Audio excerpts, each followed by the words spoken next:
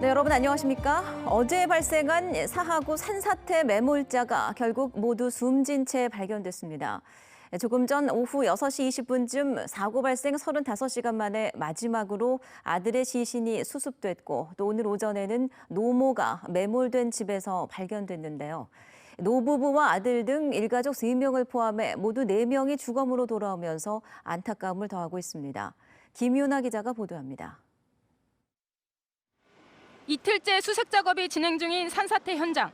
오늘 오전 매몰 현장에서 70살 여성 S씨가 3번째로 숨진 채 발견됐고 조금 전인 6시 20분쯤 아들 45살 K씨가 마지막 4번째로 숨진 채 발견됐습니다. 사고 발생 33시간 만입니다. 이로써 당초 매몰된 것으로 알려진 4명 모두 결국 주검으로 돌아온 겁니다. 하루 아침 이래 될 줄 누가 아니고 가족끼리 화목하고. 어젯밤 남편이 발견된 곳에서 5m쯤 떨어진 곳에서 아내 S씨가 발견됐고 마지막으로 발견된 아들도 집에 있다가 참변을 당한 것으로 보입니다. 노부부와 아들 등 일가족 3명이 모두 숨진 채로 발견되면서 유가족과 이웃들의 안타까움을 더하고 있습니다. 한편 밤새 굴착기가 동원되고 3교대로 수색 작업이 진행되면서 현장엔 1,000명이 넘는 인력이 투입됐습니다. 상당히 토사가 많고 또 위에서 아직까지 물이 계속 흘러나왔기 때문에 그 물 줄기를 다른 방향으로 돌리면서 하다 보니까 시간이라든지 이런 부분이 상당히 애로사항이 많습니다. 소방당국 등은 조금 전 발견된 마지막 매몰자의 시신을 수습해 인근 병원으로 이송했습니다. 경찰은 매몰자가 전부 발견됨에 따라 사고 원인 조사에 나설 예정입니다. MBC 뉴스 김윤아입니다. 네, 이번 사고 현장을 찾은 전문가들은 이번 토사 붕괴 사태를 인재라고 지적했습니다. 연약한 집안에 배수도 제대로 되지 않아 태풍에 취약할 수밖에 없었다는 건데요. 근데 이미 40년 전부터 이 사고 지점에는 행정구역상 물길이 지정돼 있었습니다. 즉 관리 주체가 수시로 이곳을 점검했었다면 이상 징후를 발견할 수 있었다는 지적입니다. 송광모 기자입니다. 제대로 설치되지 않은 배수시설 탓에 연약한 집안이 뭉개졌다. 사고 현장을 찾은 전문가들이 꼽은 토사 유출 사태의 원인입니다. 산 정상에서 쏟아진 물이 석탄재로 이뤄진 땅에 스며들며 사고가 났다는 겁니다. 매립했으면 물길은 제대로 내려가도록 그 밑에다가 운동장에다가 밑으로 박스를 만들어가지고 계곡으로 뽑아줬어야 돼요. 지금 물길이 갈 데가 없으니까 흙을 치고 들어온 거예요. 문제는 사고 지점에 대한 안전대책 정보는 어디에서도 찾아볼 수 없다는 것입니다. 검은 토사가 흘러내린 곳은 행정구역상 물길로 지정되어 있었습니다. 이 때문에 산사태 위험 조사 대상에서 제외되어 있었습니다. 산 꼭대기에 지어진 예비군 훈련장에서 사고 지점 사이에 형성된 숲들은 산사태 위험이 낮은 것으로 분류됐습니다. 그러나 토사가 쏟아진 길목은 숲이 아닌 국어, 즉 물길로 지정되어 있어 산림청 현장조사 대상에서 아예 제외됐습니다. 산처럼 보이지만 사실 지목이 대지인 곳도 있거든요. 그래서 저희가 산사태 위험지도를 만드는 거는 임상도를 바탕으로 만들고 실제로 지목이 이민 대상지로 만들고 있기 때문에. 국어지역은 공유수면법에 따라 지자체가 관리해야 하는 곳입니다. 토사가 쏟아진 350m 구간은 국유지로 이미 1960년과 79년 각각 물길로 지정됐습니다.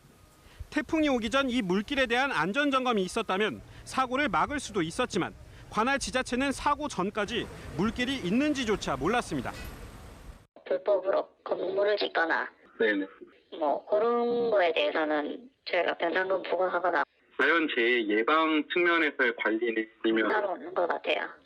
산속 물길이 어디에 어떤 상태로 방치되어 있는지 확인조차 어려운 상황 속에 부산에는 250여 곳이 산사태 우려 지역으로 지정되어 있지만 사고 지점은 포함되어 있지 않았습니다. MBC 뉴스 송광모입니다. 제24회 부산국제영화제 개막 이틀째인 오늘 해운대 영화의 전당과 남포동 비프광장에서는 1년 동안 이 축제를 기다려온 영화 팬들로 다시 북적이기 시작했습니다. 공식 일정에 돌입한 영화제 표정을 정세민 기자가 전해드립니다. 어젯밤 레드카펫 위에서 현란한 조명 속에 화려한 옷차림으로 팬들의 눈을 즐겁게 했던 스크린의 스타들. 이틀째인 오늘부터 배우들은 팬심을 찾아 도심 곳곳을 누볐습니다. 영화의 전당 야외 무대에 마련된 오픈 토크 무대. 관객 동원 1,600만 명, 한국 영화 역대 흥행 성적 2위, 영화 극한 직업의 주인공들이 관객들과 만나 진솔한 모습을 보였습니다. 영화가 나오고 나서도 굉장히 이게 뭔가 너무 행복하게 만들었지만 이게 다 관객을 만났을 때 정말 어떤 반응일지 저는 너무 궁금했었어요.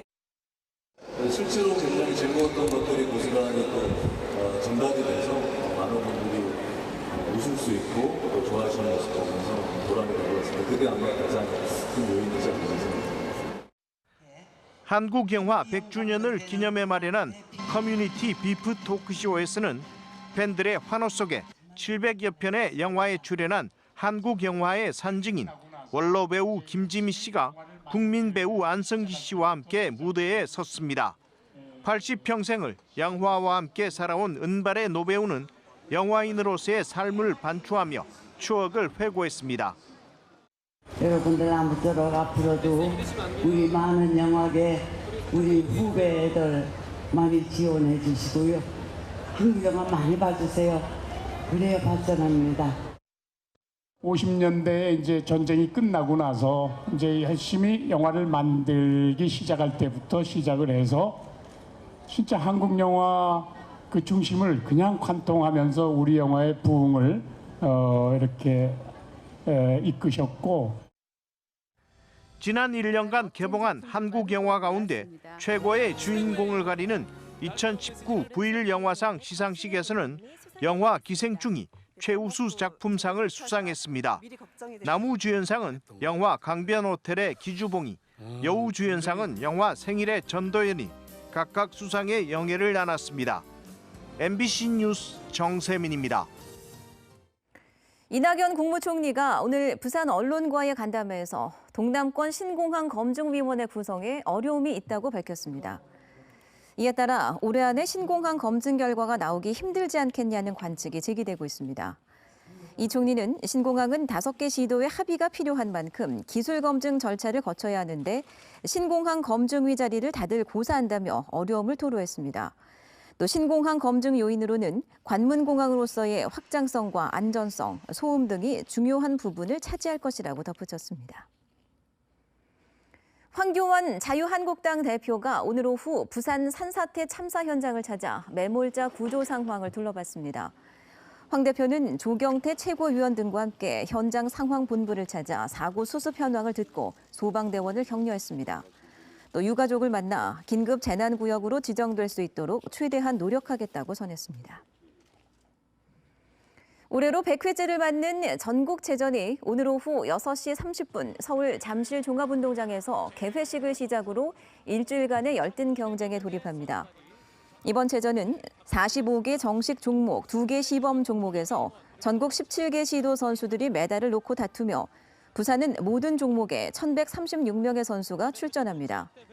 부산 선수단의 목표 성적은 금메달 49, 은메달 46, 동메달 105개로 종합 7위로 종합 12위에 그쳤던 지난해 부진을 씻는다는 각오입니다.